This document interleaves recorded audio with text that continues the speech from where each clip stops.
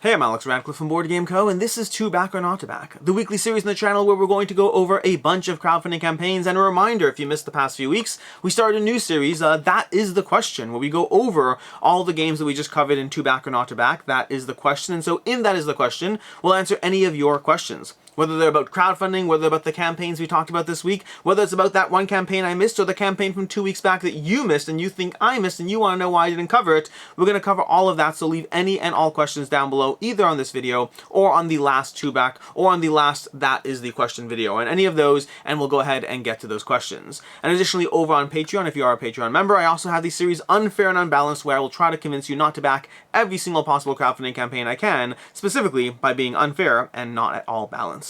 And with that, let's go ahead and starting off with the Cult of the Now. Cult of the Now is a segment where I take a look at a currently available crowdfunding campaign, because this one is Thunder Road Vendetta. No, it's not the shiny bling chrome version of the game, but it is a $44 version of the game instead of the $300 aftermarket price on this one. This one did well. This one held its value far more than I thought it would. In general, Restoration Games had an interesting crowdfunding journey, starting off with the fairly abysmal the island one? What's it called again?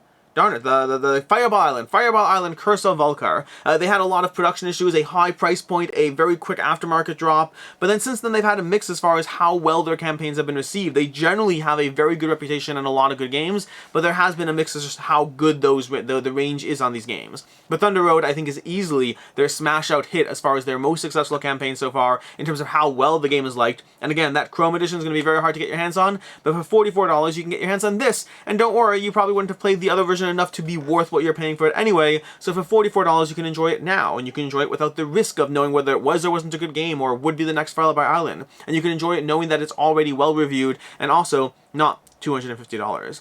And with that, let's go ahead and dive into the campaign, starting off though with a usual disclaimer that I do work for Gamefound. Take that into account. While I've been doing this series for 3-4 years now, I've been working for Gamefound for over a year. Just take into account any potential bias as we go through these games. And starting off with the very first one, in our board game adjacent category, we have the DM Screen by Wormwood back on Kickstarter. 1,400 backers, $100,000 raised out of a $10,000 goal. Someone got gun shy over there, but we have $100,000 raised on the DM Screen. As usual, this is one of the best Kickstarter videos out there in general, and not necessarily this one specifically. Wormwood in general has managed to nail a hype and a buzz and a degree of just, they make me want their games. They make me want their products. They make me want the DM Screen, even though I'm not an RPG player, I'm not a DM, I've never been a DM. I've loosely had 1 or 2 sessions run by DMs. I am so far removed from being the target audience for this, and yet I want it because their campaign videos are well done. If you want to sit down for 6 minutes, you don't have to watch 6 minutes. Watch the first 2 minutes and then they go into, like, you know, more product talk. But the first 2 minutes will make you want this DM Screen whether or not you are a DM. And of course, because it's Wormwood, you can spend a lot of money on this. You can spend as little as, well, I guess the $10 for the accessory only tier, but you can spend hundreds and hundreds of dollars. Sure, they have a $65 tier, but make no mistake, you can spend hundreds and hundreds of dollars on the various combinations of what goes into this DM Screen. Looks very cool. I can't personally speak to the quality, but overall, Wormwood does have a good reputation as far as quality goes. And then initially in the board game category, we have Revenant's Run, and OPR-Compatible Sci-Fi miniatures. OPR was the, what was it, 1-page run or something like that? I can't remember exactly what it was. It was something compatible with something, with the 1-page rules, close enough. 1-page rules over here for this can be a bunch of miniature lines that you can buy, either the STLs or actually printed miniatures for this. All the printed miniatures will be expensive, not compared to Games Workshop expensive, but compared to, you know, your average board game expensive. But there are also STLs in case you are just interested in getting those and going ahead and printing these out yourself. The production over here looks amazing. The miniatures look incredible. They are expensive, at least compared. Again, I'm coming in from the mindset of someone who backs the Command campaign for like $100 and gets, you know, 150 miniatures and goes, woohoo! I'm gonna play with you someday. Definitely someday. But over here, you can get these miniatures for much more and not play with them at all as well. So that's up to you as far as what you're looking. Obviously, the quality is a different realm. It's not the same conversation. They also introduced a whole bunch of, like, you know, all-in pledges. Apparently, a lot more people were interested in getting, well, not necessarily a lot, because look, there's 1 and there's 2, but around, you know, I don't know, what is this, $2,100 worth of pledges on the all-in mega pledges for people who just didn't want to buy STLs and just wanted the miniatures themselves. And they do look great. This is from the same sculptor as the, you know, Wild Descent, Laser Squire games. You'll see that quality, those, you know, renders and the general miniature quality in general, but a whole lot of miniatures over here on Revenant's Run. From there, we're going to go ahead and dive into the board game, starting off with Endangered. And by the way, this is a shorter week. We have maybe, I don't know, 7 new campaigns, 8 new campaigns. We've had shorter weeks, make no mistake, but this is a short week relative to the past 2. But either way, oh, and lastly, I forgot to say as well, this is being filmed like a day earlier than I normally would because of the fact that this Sunday is a holiday. It's a Jewish holiday this Sunday, which means I can't film and record this the way I normally do on Sunday. So it's being filmed a drop earlier, so some of the totals might be a drop more out of alignment. Usually I try to film these the day before it goes up. Sometimes 2 days if I'm being really ambitious and on top of my schedule, but more often, you know, I don't know, the last minute more often. That's just how it is. But starting off with Endangered American Red Wolf scenario and Endangered Rescue over here. We have more content for Endangered. Endangered is a game from Grand Gamers Guild, one of their more successful games, one of their higher rated games. It's a solo or cooperative version of a solo or cooperative experience of trying to save various endangered species. You're going to have a scenario which usually involves different types of animals. You have different maps. You have all these things. You're trying to combine the variety of cards you're going to play, the specific characters you're going to utilize, and then trying to get the governments aligned in their goal of actually helping you save them. So you're trying to vie the various governments of the world to help you out while you ensure that nothing dies along the way. It's a fun game. I've played it. I've had overall very good experiences with it. I have a review on it. You can check that out from a while ago. But Endangered over here, we have a few new things going on. We have the new Galapagos penguins and the American Red Wolf scenario are two new things over here. So we have $11 for the penguins, $20 for the Red Wolf, both together for $29. And then also the Monarchs. The Monarchs was one of those extras that was not available in and of itself. It was available as a separate add-on buy. I think they may have had it in past campaigns as well, but like just as an extra thing. But the Monarchs, in case you missed out on that, you can get all three of these for $49. And of course the base game is available as well as the full-on Noah's Ark for like everything Endangered it looks like over there.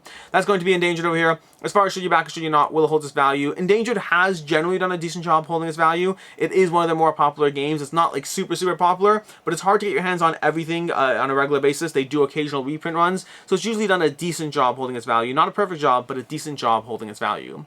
Moving on, we have big campaigns, Shogun, Kingdom Builder, Alhambra. I mentioned that there's like 7 campaigns this week, but like a lot of them are kind of not necessarily new stuff, like nothing against Endangered, but it's like another scenario or two.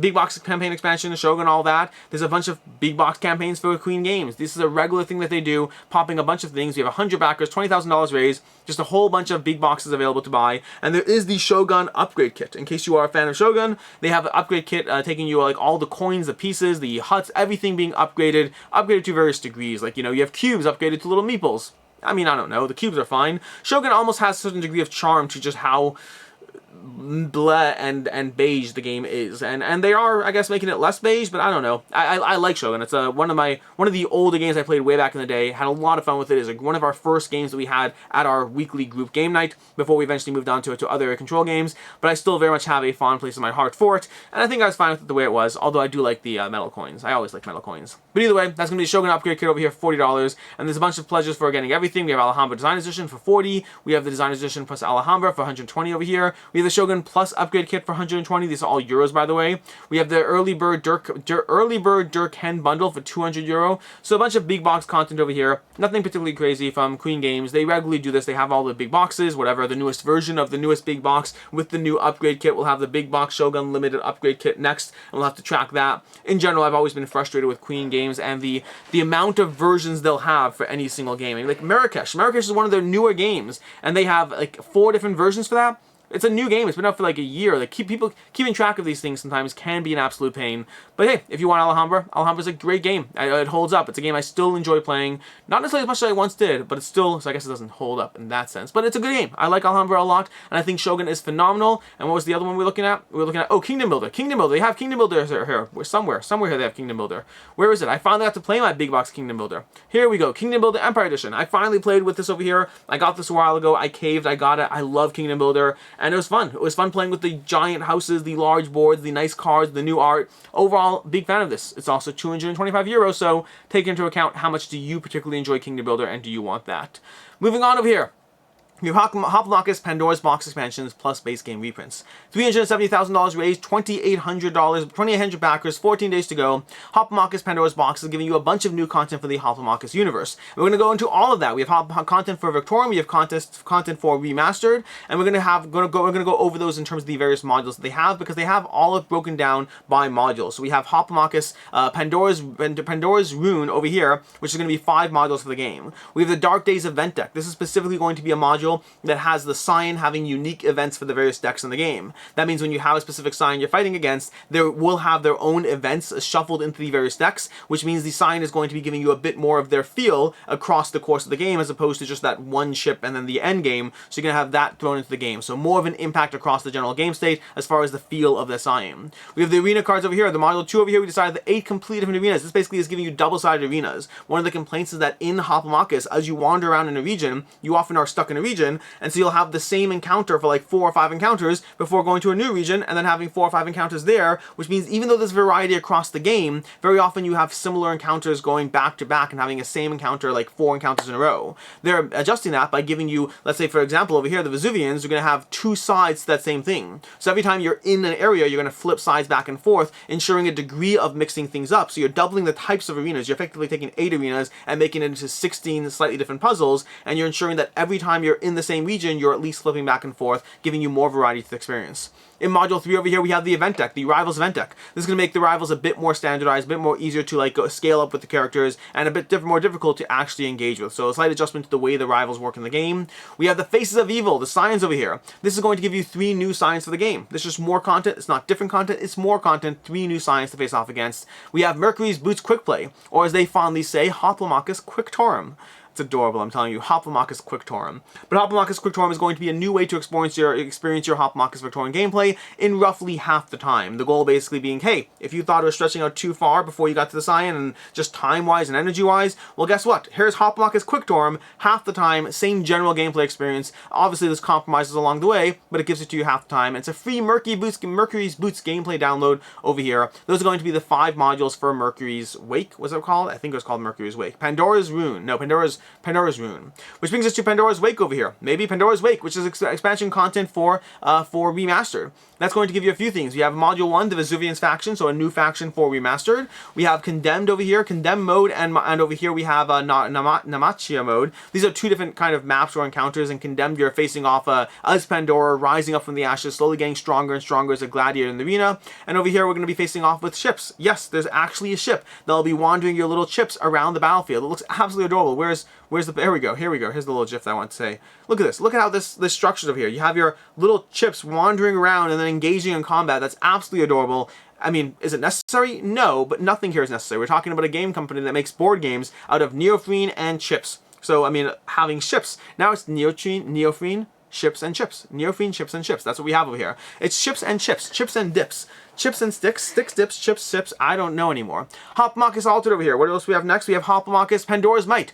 Pandora's Might, the last expansion over here, allows you to use your Hoplomachus remastered heroes in Hoplomachus Quick Torum. It gives you the extra content you need to mix and match, and not mix and match, but to cross over stuff from one game to the next, including Pandora herself in this game. And that's all the content we have for Hoplomachus, which brings us to the price points over here. We have $100 for everything new. We have Victorum gameplay, which is basically focusing on Victorum for $200. We have the Hoplomachus bundle gameplay for $375. We have the all-in with all the extra little bits and bobs that you totally don't need but do make the experience a little bit more fun, but at the price point of $485 for $485. And then we have the Strategist Pledge, which you can't get anymore, unfortunately. That's going to be $750 for the Strategist Pledge. That's basically where you get to pay a lot more money now, but you get a copy of every future base game that Chip 3 has to offer. I can't believe they're still offering these. They must have like, I don't know, like 80, 90 of these out there in the wild at this point, which means every time they put out a new game, that's like, boom, 90 base copies just committed to people out there. I don't know what the number is, but it's got to be somewhere in the 90 range out there at this point. Someone could probably do the math and add it all up. It's definitely a lot. That's what it comes down to. But either way, that's what we have for all of these over here, for all the Hoplomachus Victorum stuff. We have various stretch goals, of course. They have add-ons, which is all covered in. Well, let's go through some of these things. We have stretch goals to give you more content. Pandora's Runes, they're consistently adding more cards. So I think they're up to like 75 cards across the various Scions that will infiltrate the various decks, giving you not just variety of content, but flavor of content around that particular Scion. We have various add-ons over here. You can get the various, things. So you can get the Hero Tracker. There also is a first print errata kit over here for $5. And there's the Forge Micro over here, which is, I believe, included with anything that has a full pledge over here. That's, I believe, already included. Hopefully it says that somewhere here. Nope, it doesn't say it here. But if you scroll up on the page, if you scroll up somewhere, that little Forge Micro expansion is listed somewhere as being something that everyone gets. Here we go. Also, free reward with every tier, the Forge Micro expansion. Why would you buy it if you can get it for free. If you're not getting a tier, if you're just getting extras and add-ons only, then that's when you have to buy that. And that's going to be Hoplomachus Victorum over on Gamefound, a whole lot of new Hoplomachus content. Moving on, we have Mythic Mischief Volume 2, $581,000 raised, 4,800 backers, 17 days to go. This is Mythic Mischief Volume 2. That's the title. That's the title of the video. It's the title of the specific game that we are currently covering. Now, there is a lot to go over here because this is, well, Volume 2. There's going to be a few things to go over. First of all, this is Mythic Mischief. If you're not familiar with it, well, it's an abstract strategy game with a bit of a theme going on as well. So it's less of an abstract. It's a thematic strategy game. Thematic abstract. It's a thematic abstract game. That's where we go. This we go. It's a thematic abstract game. I don't think that's a possible terminology, but either way, in which you're going to take control of two different factions and go head-to-head, trying to use your own abilities, be mindful of your opponents, and ultimately stomp your opponent to the ground, either through strong offensive play, strong defense play, or a mix of both. There are currently 11 factions. This new Kickstarter over here is bringing 4 new expansions, 4 new factions to the 7 already existing factions out there, bringing your grand total to 11 factions so far. There is a ton of content on this game and the original out there on the internet. So I highly recommend you check out any number of stuff. Lots of fun gameplays. IV Games has a ton of gameplay content on the channel. There's a million content creators who are covering this game. It is my personal favorite game from IV Games and one of my favorite games in general of all time. I think Mythic Mischief is an absolutely amazing game. I have played it over 30 times in this past month alone. Probably about 10 plus plays physically and 20 plus plays digitally, because one of the things they have over here as part of this Kickstarter is they released a digital app for the game. So now you can finally play Mythic Mischief on the go or however you want, and right now you can play all of it for free. During the course of the campaign, you'll have the opportunity to buy all the factions, so you can get at a cheaper price point if you lock yourself in now. Alternatively, you can pay $15 for all the factions in the future, or alternatively just play the revolving factions. It looks like they're going to have on a regular basis 3 factions available for free on a revolving basis, so it'll always be some degree of free play and some degree of, hey, I have those factions and I can play as it. So you can go ahead and either engage with that now, engage with it later, but at the very least everything's free now. So if you want to give this game a shot and see if it's for you before spending possibly anywhere between $60 to hundreds of dollars for this game, the app is currently a good way to try it. And currently, speaking of which, for pledge levels, we have Volume 2 over here for $60. In fact, let's scroll down through IV Games over here, because they do it, and this, yes, that's me, yeah. That's not even the pose they asked me to do. They asked me to like just smile at the camera and make other faces about how angry I was or how happy and excited I was. And fool that I was, I decided to like sit on the stool because I played as the Gargoyles the whole day. Ironically, by the way, the Gargoyles are my least favorite faction in Mythic Mischief, but that's the faction I played while I was there. So now there's that on the internet. Anyways, over here, keep scrolling down over here, we have Tom, and then we have Tom. We have Tom as a gnome. That's so much better, Tom. Anyway, so moving past that, we have over here a variety of things to be mindful of. We have Daniel Standream as the werewolves over here. So much stuff, so much stuff. So I'm trying to find this is a long page, there's gonna be a lot of scrolling over here. I'm just gonna keep skipping past things at this point until I get to the various pledge levels, because there's also game modes, by the way. It's not just 1 vs 1, but 1 vs 1 is like my go-to way of playing it. Everything else is kind of just secondary to when are we? Oh, here we go. Brothers Murph, more gnomes over here. The beautiful fairies. That's fairies. Brothers Murph is the fairies. Unbelievable. Anyways, past that, okay, so for $59 over here. $59, we have the core box of Volume 2 over here, which includes all the Volume 2 stuff. That's basically it's Volume 2. It's 4 new factions. For $99, you have Mythic Mischief Volume 2 Painted. That's going to include painted miniatures over here. So if you want to get factory painted miniatures for your Mythic Mischief game, they have that in Volume 2. For $159, you get all the content, Volume 1, Volume 2, and the Appendix A box. That's going to be the other 3 factions, the Ghosts, the Witches, maybe the Trolls. Is that what it is? I think it's the Trolls, but I could be wrong. I don't know which box is in which faction at any given point.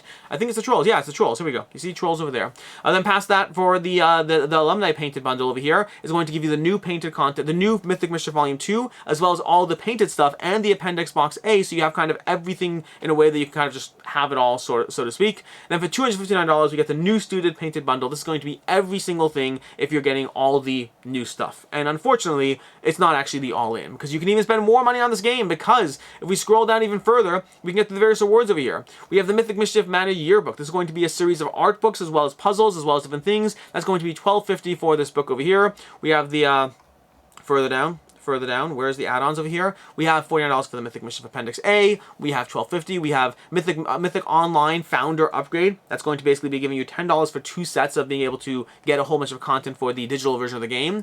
We have the Double-Sided Library and Hedge Maze Mat for $15. We have the Wooden Board and Bag for $59. In case you want to upgrade your experience even more, it's $59 for the wooden board of the game. We have Mythic Mischief Sleeves for $5, and we have Mythic Mischief Layout Cards for $9, basically meaning that an all-in on this game is going to run you somewhere in the range of $300 to $350 once you factor in shipping and all that stuff. It's a lot of money for a game, which means download that app and see if it's a game that you like. Oh, also there's the HAL Light Dite as well, which is something that you could get a bunch for free just by being a previous backer of any IV Games game. And also you can pay $25 for another set if you want more of those HAL Light dice to upgrade your dice feel and experience in the game. And then more. We got the Painted Headmaster, all these things, whole lots of stuff for this game. As far as should you back it, should you not, will it hold its value? Short version on Mythic Mischief is if you look at the secondhand market in this one, mostly yes. Mostly yes for the most part as far as this game. This is a game, IV Games in general has a fairly high price point for their games, but the games historically have done well in the secondhand market. There just is demand for their games. If you look at sales of Mythic Mischief for the Headmaster Pledge or the base pledge, with some exceptions, and yes there are exceptions, but with some exceptions on the secondhand market, they for the most part have held their value just fine if you look at sales on eBay and if you look at sales in the BGG market. And so short version probably will hold its value. In general, these games are, in general, IV Games, their games are fairly premium. They are not necessarily worth it to you. That's the thing you have to factor in. $300 for an abstract strategy game is an insane amount of money. So just pay $10 and get the app and see if you like that. And honestly, again, I think a lot of my plays are going to be on the app. I do not think I'm done playing physically, not by a long shot, but I do very much enjoy playing on the app as well for a much more reasonable price point. From there, we're going to go dive into Haggis and TRICKTAKERs. I'm going to be very low on information on this one. We have 795 backers over here. We have 2 trick-taking games, 20 days to go. This one kind of, Haggis is an older game. Honestly, both of them are relatively older. Haggis has been around for a bit. TRICKTAKERs is, I think, a 2021 title, if I'm not mistaken. But there's 2 different trick-taking games being brought to you by Portland Game Collective. They have a few Kickstarters under the belt. The prices over here are going to run you $22 for Haggis, $22 for Tricksters, $44 for both, and then over here we have $88 for all 4 of their games. That's kind of all I have for this one. I don't have a ton of information past that. It's 2 trick-taking games. I don't have the how-to plays on these. It's going to be a shorter segment of this particular, but there's enough interest in this that I wanted to cover it nonetheless. As far as should you back it, should you not, will it hold its value? At $20 per game, it's less likely to do so for smaller card games. It might be the easiest way to get your hands in it, but this is less likely to hold its value overall. Moving on to the next one, we have Lands of the Mesozoic. 348 backers, $23,000 raised. Lands of the Mesozoic, 22 days to go. This is a game about managing your dinosaur population. You're going to go ahead and have lands that you're trying to bring to your board in terms of managing the lands that are going to attract the various herbivores, and then those are going to attract the various carnivores, and then you have to balance your ecosystem as you try to score more points than your opponents in this game. This game is going to run you $55, I believe, $55 for the game for a single copy of the game, or $105, save $5 for getting 2 copies of the game. And yes, there are some Kickstarter exclusives if I can find them here. Somewhere on this page there were Kickstarter exclusive. Oh, here we go. We have 15 card exclusive set will not be sold after the Kickstarter ends, so if you do want that 15 card set, now or the secondhand market is your best option. As far as should you back it, should you not, will it hold its value? Short version is I'm skeptical that it will. We talked about this heavily last week, and we talk about it in general, but on a regular basis, if you have 348 backers, that means low demand for this game in general, and that low demand will translate to the secondhand market almost certainly. It usually does, and so I'm reluctant to believe that you'll get your $55 plus shipping cost back if this is a game that's not for you. On the other hand, if you want that exclusive content, you don't want to worry about the retail and this and that, then this is the easiest way to guarantee it, because the alternative is hunting around the secondhand market, and with 348 backers, there's not going to be a huge secondhand market availability. Then we have Fromage. Fromage from R2I Games, 2,400 backers, $120,000 raised. This is a worker placement rondelle cheese-making game. You're going to have a board over here. This board divided up into 4 sections over here, and you're going to be mixing and matching the sections in any configuration you want, as well as that center section rotates as well, and you're going to be tucking in the various player sheets depending on the player level to balance the boards around you, and then from there you are placing out your cheese workers. Every round you can place up to 2 workers, and you have 3 workers total, and if you're like, why have 3 workers if you can only place 2? Because you can place your workers at different strength, and they'll come back to you at later points. So the stronger the worker placement, the further amount of time until you get it back, which means you can actually end up in a situation where all your workers are locked away and you don't get to do anything on your turn, and tactically there are times when it's worth doing that. And so it's a game about balancing the economy of the game, balancing the economy of the various locations, balancing the strength of your workers when you place them, and the spots on the board that make them worth placing them at that strength. And you're placing them in 2 different areas. The sector in front of you for the little cheese placement of area control in different ways, 4 different area control puzzles, and then separately you're placing it as well into the middle for trying to balance your various extra economy of getting more buildings, more strawberries, more cows, and more cards so for the game. That's basically going to be what's going on in Fromage over here. Past that, there's other scoring things going on. I'll have full review. I have full review coverage on this game already up. I guess so, already up. I have full review coverage on this game already up. I'm trying to remember timelines of when Kickstarters are and what. But either way, I have full review coverage on this game already up on the channel. You can check that out. And over here for pledge levels, we have 2 pledge levels that you need to know about. We have $35 for the standard version of the game. That's going to be giving you, ideally, a savings off of retail. Ideally, it is saving you a decent amount of the MSRP, but once you factor in shipping, you're talking about a $50 MSRP, which will probably be around $42 to $45 in stores, and you're paying $35 plus shipping, so not that much of a savings once you factor it in the additional shipping costs. On the other hand, over here, we have the $49 Pro Fromage Limited Edition pledge. This has a higher MSRP, but more importantly, it's not available at online retailers, only going to be available from R2I Games website directly, which means in this time, the 30% savings likely is a savings, not a guarantee, but likely is a savings compared to the availability on the website. And what do you get in that limited edition? What do you get for that extra $15? We get a few things over here. First of all, you get this over here. In the limited edition, you're getting a playmat underneath. We have to wait for that GIF to clear. There we go. That's a little playmat over here. The playmat's going to adhere to the table a bit, and you put a little dowel in the mat, and then that way you can rotate the board more easily. I do not have the playmat. My prototype when I was playing it, I only had the regular no Lazy Susan board, and yes, like the showing in the picture, put 2 fingers and you can rotate it fairly easily, but you do need that slightly extra touch of just 2 fingers in rotation. The playmat would be a nice quality of life upgrade, certainly not essential, but that's not all you get for the limited edition. Additionally, over here, you're going to get the following. If we can scroll down, you're going to get all these various cardboard punch tokens upgraded to wood fruit tokens, wood livestock, and wood structures, so overall enhancing the quality of the game, not just that single playmat and dowel that you're playing with over here. And again, you're getting all that for only $15 more, and for harder to access availability down the road. Which brings us to the should you back it, should you not, and if you look at R2I games, they generally have done well. If you look at games like Canvas, like Globetrotting, for the most part, again, like previously talked about with other games, I don't remember what we're up to, but like Mythic Mischief, I think the last one, like previously talked about with other games, in general, R2I games, their games have done fairly well in the secondhand market, especially when you're talking about the deluxe content. When their games are just a retail game, it's a mix, it varies, it depends on the availability of the game at any given point, but anything that has a degree of exclusivity to them, their games have done well on the secondhand market. On eBay, on the Board Game Marketplace, there's not necessarily, like for instance, Globetrotting is one of the more recent ones, not a ton of sales information, not a tons of volume, but if you look at what's out there, they generally are selling for more than what people paid for them for those exclusive pledge levels, so I do believe that at least with the limited pledge level, I believe that it will hold its value. With the regular pledge level, it kind of is a toss-up as far as retail availability and pricing, likely won't hold its value, but you're not paying that much more. The savings kind of reflects to, like, you know, maybe you're paying $3, $4 more to get it on the Kickstarter, so not a significantly higher price point if you are interested in that standard edition of the game. From there, we're going to go ahead and dive into Flock Together. Flock Together from Sea Cow Games, 1,700 backers, $140,000 raised, 27 days to go. Flock Together is a cooperative game of chicken survival. A cooperative game of chicken survival. The things I say as a board game content creator are not things I would ever say in real normal life. Who in the world says a cooperative game of chicken survival? That's not a sentence you utter ever, except for now. A cooperative game of chicken survival, a game for 1 to 5 players as you try to manage your chicken economy in this game, as you try to wander around, gathering food, powering yourself up, leveling yourself up slowly but surely across the course of the days, trying to take down the various baddies, being mindful of the fact that as you enter from season to season, the baddies are getting stronger. So yes, you could wait, you can bide your time, you can try to level yourself up, but if you deal with them earlier, not only are you not having to deal with a stronger baddie later, but you also get a nice little perk that you can go ahead and hold on to that will help you across your fight for the other baddies. The game comes with, I believe it was 12 heroes and 10 baddies. I think that was the numbers in play, and so you're getting, and this, everything here is pre-stretched, pre-whatever. They have a single version, no stretch goals, just straight up, here's our deluxe version of the game, and it's going to be $79, and that's it. We do not have a retail edition, we do not have stretch goals. We'll tell you all the things that would have been stretch goals, dual layer played mats, upgraded quality components, all that stuff. We're just not playing games here. This is our $79 version of the game. Call it a day. That's going to be Flock Together. That's basically going to be the game. There's a bunch of content you can check out. I have a review on my page. You know, Dice Tower has a full playthrough. Lots of content. Board Game Garden has a playthrough. Lots and lots of content around this game. Over here we have 11 chicken books and we have 10 villains. Okay, so it's 11 and 10, not 12 and 10. But I was pretty close. I was close. Why 11? Such a weirdly specific number. And all of them have like great little pun names like Annie Yoakley. Oh, I love it.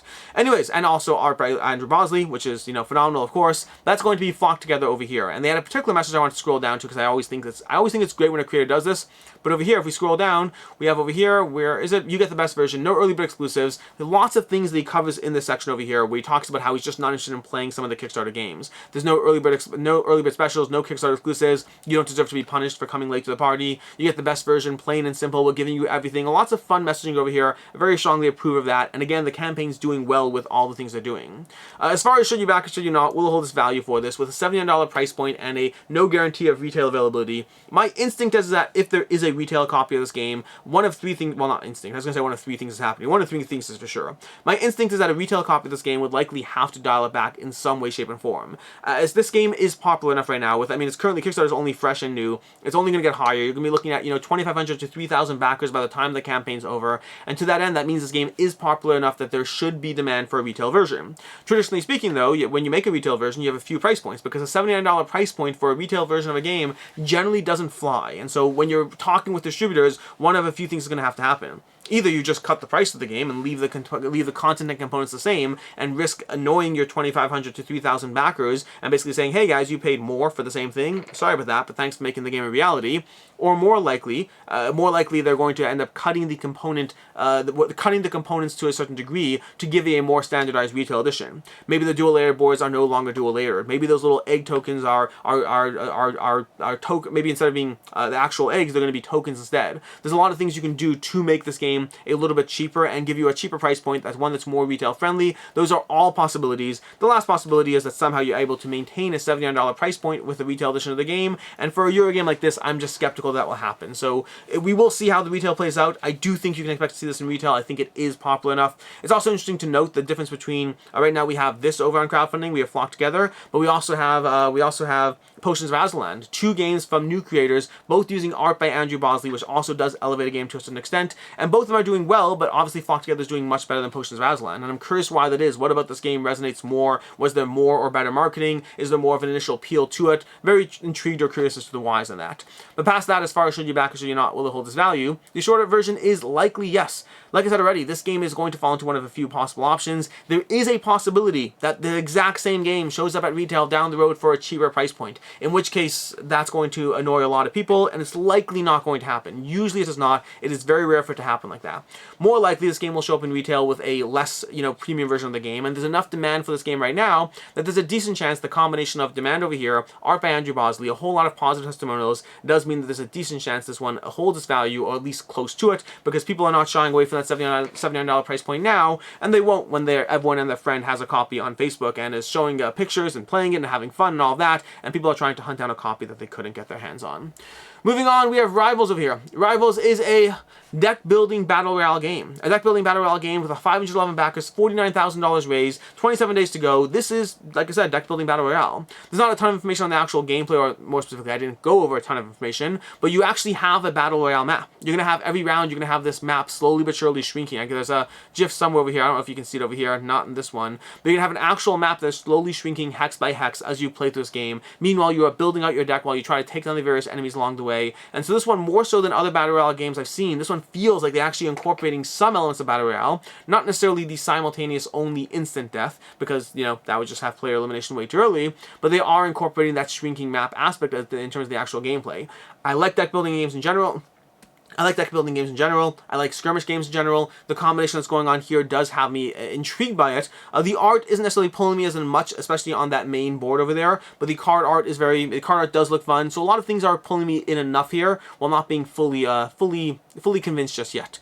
As far as price point for the game over here, that's going to be part of the tricky part, because we have a few price points. We have the core box for €50, we have the deluxe edition for €80, and we have the Rivals Legend edition for €120, so 3 different price points giving you a whole lot of options, and shipping is going to be an additional 18 to 25 €25 on top of that, depending of course where you are. I'm talking about USA shipping, so it's going to be 18 to 25 euro on top of all that, putting this in a place where it does look appealing, but it also is expensive enough, especially for a deck building game that has some tiles and a bunch of cards. At the higher price points for sure, it gets even more expensive. The higher tiers are going to have like acrylic tiles and things, so a lot of fun things going on here, a lot of appealing stuff, but also just the price point I think is one of the things that's holding this one back a bit. As far as should you back, should you not, will hold its value. Hard to say. I do think it again, going back to that lower back count, I think the higher price point, the lower back count, does mean that this is going to be a niche product that some people will be trying to hunt down, and some people may be able to get their money back on this, but I think across the board it's going to be one that's harder to find the secondary demand if it's one that doesn't work for you.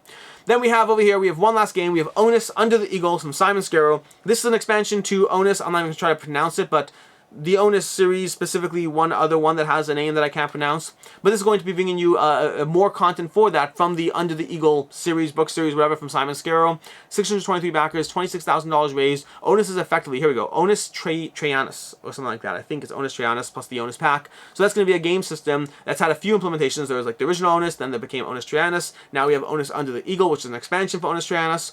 And basically, ONUS is a miniature game without all the miniatures. That's what's going on over here. You're going to have a board over here. You're going to have various, let's see, we can see over here roughly on the board. You're going to have a board over here. You're going to have various fleets of units. Those little cars represent your units that you're going to go ahead and march into battle. You're going to shoot at range. You're going to use a little ruler to wander around the battlefield. You'll upgrade them. You'll develop tactics. You're going to do all that. You're going to run and retreat. All of the things you do in a traditional miniatures game, you're doing here, including with ruler measurement to move your units, but you're doing so at a much more affordable price point because you're doing so with a whole bunch of cards instead of, you know, incredibly expensive Warhammer 40k armies and all that stuff. That's basically what's going on in the ONUS system. A 1 to 6 player game, plays in around 30 minutes or so. There's a few implementations over on BGG, but the ratings on the most recent ONUS Trajanus are fairly high. Not a ton of ratings, but coming in at around an 8.5, so definitely some fans of this series. But again, with around 50 ratings, take an 8.5 with a grain of salt.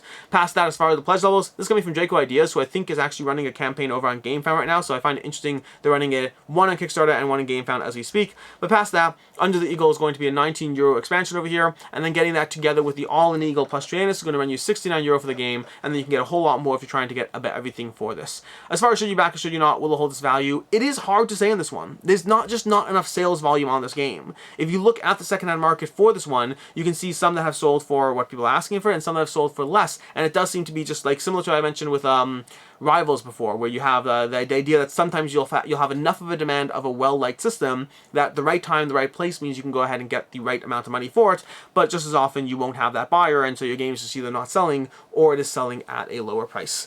And that is everything we have today, which means it's time for our picks of the week. Picks of the week over here, as usual, we do 2 different picks of the week. We do my personal interest pick of the week and the game that I believe is most likely to hold this value. And I'm torn because both of them actually fall into a very similar genre for me this week. So I'm going to kind of split them up, but they kind of both are very similar. So for my pick of the week, that's a personal interest pick of the week, we're going to go with Mythic Mischief Volume 2.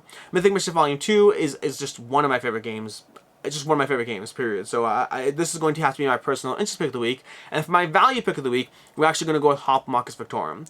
Hoplomachus Victorum in general, chip theory games, their games do hold their value. Their games do, for the most part, they have a very loyal audience, very premium products, and their games generally don't go for a lot more because they don't do these massive sales or exclusive content, but their games generally are a little more expensive online, and so their games, for the most part, on the second-hand market, they do hold their value. And when I said things are very similar, basically Mythic Mischief and Hoplomachus, both of them are games that I enjoy, but I enjoy Mythic Mischief more, which is why I gave that my personal interest pick of the week.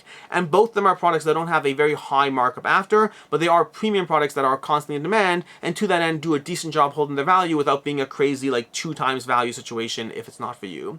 That's going to be Mythic Mischief and Hoplomachus are going to be the, well again, Hoplomachus is my value pick of the week, and Mythic Mischief is my personal interest pick of the week. And the usual disclaimer, value pick of the week does not mean most game for your dollar. It means if you are going to get it at all, does crowdfunding, does right now make sense to get it? How much does it make sense? How much more will this cost later if you are interested in it? Unfortunately, very often, the games that are the value picks of the week are not often the most game for your dollar. They're very often premium games for your dollar instead. And with that, as far as upcoming campaigns, we have a bunch of campaigns coming up. I usually only do 2, but this week I did 3 because we have a bunch of big names out here. We have Final Girl Series 3, which I believe is launching next week. I mean, that's the last thing I saw was launching next week with 7,700 followers over here. This one should do well. The last campaign did, what was it, over $2 million, I think? I think it was over $2 million. It was for sure over $1 million. That's Final Girl Series 3 from Van Ryder Games. Then we have Beast Shadow Isles over here with 15,000 followers over here. This is coming to you from, well, Studio Mid-Hall. It's going to be giving you more content for Beast. I'm also very intrigued about the totals because instinctively, I believe Final Girl Series 3 should do better than Beast, just from a pure funding total. But this has twice the number of followers, so I'm intrigued as to how that's going to play out. And then lastly, the big one is going to be Dragon Eclipse from Awakened Realms with 43,000 people following the campaign. This is going to be launching next week. I have content up on this already. You've seen content on One Stop Co-op Shop, on a bunch of other channels. I don't remember. Rolling Soul, I believe, has content. A bunch of channels have content for this game. If you want to see playthroughs, reviews, first impressions, opinions, all of that stuff on Dragon Eclipse launching next week. And with that, that is 2 Back Not to Back. I am Alex Radcliffe from Board Game Co. I appreciate you as always. And until next time, I hope you have a good one.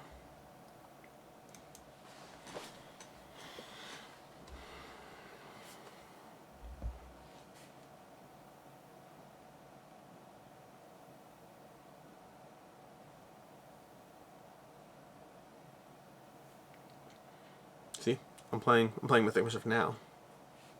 Just what I'm doing.